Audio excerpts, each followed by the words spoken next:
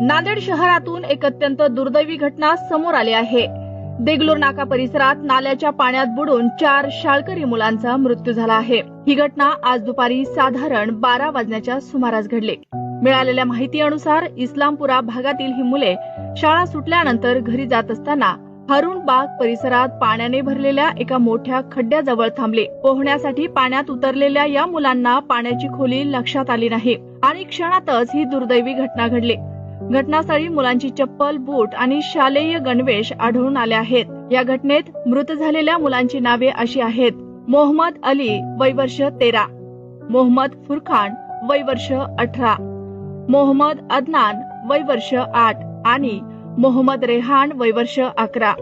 दरम्यान या परिसरात महानगरपालिकेमार्फत खासगी कंत्राटदाराकडून नाल्याचे काम सुरू असल्याची माहिती आहे।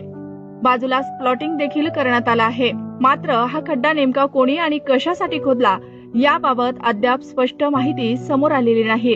घटनेची माहिती मिळताच पोलीस आणि महानगरपालिकेचे वरिष्ठ अधिकारी घटनास्थळी दाखल झाले असून या प्रकरणी सखोल चौकशी सुरू आहे। या दुर्दैवी घटनेमुळे संपूर्ण परिसरात शोककळा पसरली आहे। Nanded city news network.